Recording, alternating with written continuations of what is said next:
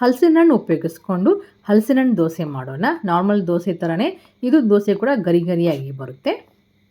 Hello friends, welcome to Sheetal ಸ್ಟಿಮ್ಸ್ kitchen. ನಾನು ಶೀತಲ್. ಇವತ್ತಿನ ವಿಡಿಯೋದಲ್ಲಿ ಹಲಸಿನ ಹಣ್ಣು ದೋಸೆ ಯಾವ ಥರ ಮಾಡೋದು ಅಂತ ತೋರಿಸ್ಕೊಡ್ತಾ ಇದ್ದೀನಿ. ನಾನು ಇಲ್ಲಿ 3 ಕಪ್ ದೋಸೆ ಅಕ್ಕಿಯನ್ನು ತೊಗೊಂಡಿದ್ದೀನಿ. 3 ಕಪ್ ದೋಸೆ ಅಕ್ಕಿ, 3 ಮುಟ್ಕಿ ಉದ್ದಿನಬೇಳೆ ಮತ್ತು 3 ಟೇಬಲ್ ಸ್ಪೂನ್ ಮೆಂತ್ಯ ಕಾಳನ್ನು ತೊಗೋಬೇಕು. ಮೆಂತ್ಯ ಕಾಳನ್ನು ಸಪ್ರೇಟಾಗಿ ಒಂದು ಬೌಲಲ್ಲಿ ನೆನೆ ಹಾಕಿಡಬೇಕು. ಈಗ ಉದ್ದಿನಬೇಳೆ ಮತ್ತು ಅಕ್ಕಿ ನೀರು ಹಾಕ್ಕೊಂಡು 2ರಿಂದ 3 ಸಲ ಚೆನ್ನಾಗಿ ತೊಳ್ಕೊಳ್ಬೇಕು. ತೊಳ್ಕೊಂಡು ಮಿನಿಮಮ್ 6ರಿಂದ 8 ತಾಸು ನೆನಿಬೇಕು. ಈಗ 8 ತಾಸು ಆಗಿದೆ. ಈಗ ಹಲಸಿನ ಹಣ್ಣು ತೊಗೊಂಡಿದ್ದೀನಿ. ಒಂದು ಮುಟ್ಟಿಗೆ ಹಲಸಿನ ಹಣ್ಣು ತೊಗೊಂಡು ಬೀಜವನ್ನು ತಕ್ಕೊಂಡು ಅದನ್ನು ಸಣ್ಣ ಸಣ್ಣದಾಗಿ ಕಟ್ ಮಾಡಿಕೊಂಡು ಮಿಕ್ಸರ್ ಜಾರಿಗೆ ಹಾಕ್ಕೊಳ್ತಾ ಇದ್ದೀನಿ.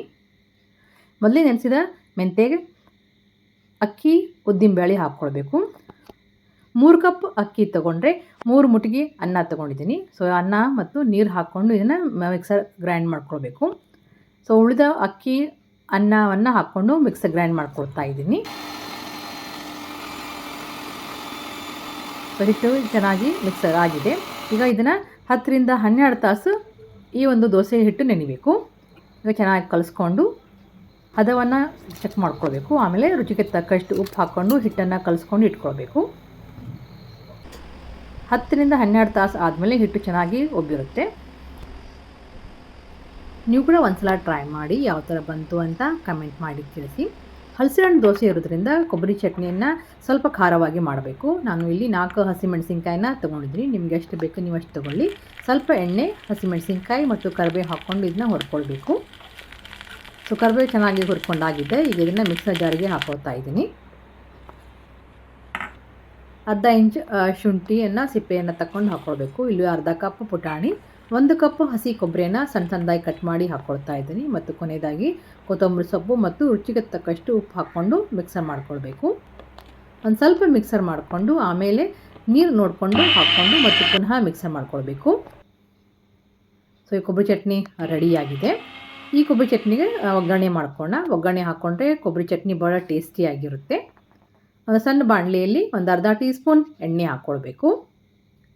ಎಣ್ಣೆ ಕಾದ ನಂತರ ಈಗ ಇದಕ್ಕೆ 1/4 ಟೀ ಸ್ಪೂನ್ ಉದ್ದಿನಬೇಳೆ, 1/4 ಟೀ ಸ್ಪೂನ್ ಸಾಸಿವೆ, 1/4 ಟೀ ಸ್ಪೂನ್ ಜೀರಿಗೆ ಮತ್ತು ಕೊನೆಯದಾಗಿ ಕರಿಬೇವನ್ನು ಹಾಕ್ಕೊಂಡು ಗ್ಯಾಸನ್ನು ಆಫ್ ಮಾಡಿಕೊಳ್ಳಿ.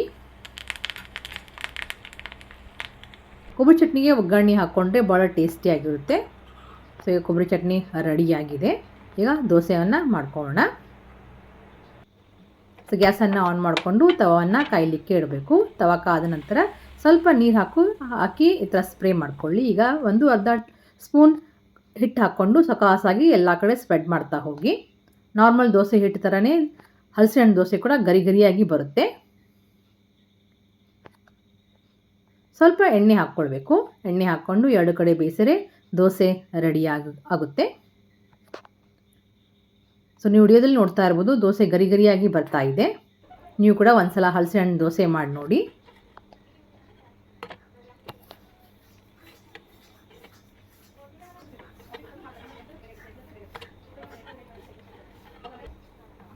ಸೊ ಇನ್ನೊಂದು ದೋಸೆಯನ್ನು ಹಾಕ್ಕೊಡ್ತಾ ಇದ್ದೀನಿ. ಅರ್ಧ ಸ್ಪೂನ್ ಹಿಟ್ಟು ಹಾಕ್ಕೊಂಡು ಗ್ಯಾಸನ್ನು ಮೀಡಿಯಮ್ ಇಟ್ಕೊಂಡು ದೋಸೆ ಹಿಟ್ಟನ್ನು ಸಕಾಸಾಗಿ ಈ ಥರ ಸ್ಪ್ರೆಡ್ ಮಾಡ್ಕೊಳ್ಬೇಕು. ಎಣ್ಣೆ, ತುಪ್ಪ, ಬೆಣ್ಣೆ ನಿಮ್ಗೆ ಯಾವ್ದು ಬೇಕೋ ಅದನ್ನ ಹಾಕ್ಕೊಂಡು ದೋಸೆಯನ್ನು ಸವಿಬೋದು. ಸೊ ದೋಸೆ ರೆಡಿಯಾಗಿದೆ. ದೋಸೆಯನ್ನು ಆಲೂಗಡ್ಡೆ ಪಲ್ಯ ಮತ್ತು ಕೊಬ್ಬರಿ ಚಟ್ನಿ ಜೊತೆ ತಿಂದರೆ ಭಾಳ ಟೇಸ್ಟಿಯಾಗಿರುತ್ತೆ. ನೀವು ಕೂಡ ಒಂದ್ಸಲ ಟ್ರೈ ಮಾಡಿ ನೋಡಿ ಯಾವ ಥರ ಬಂತು ಅಂತ ಕಮೆಂಟ್ ಮಾಡಿ ತಿಳಿಸಿ. ಮುಂದಿನ ವಿಡಿಯೋದಲ್ಲಿ ಮತ್ತೊಂದು ಹೊಸ ರೆಸಿಪಿಯೊಂದಿಗೆ ಬರ್ತಾ ಇದ್ದೀನಿ. Thank you for watching.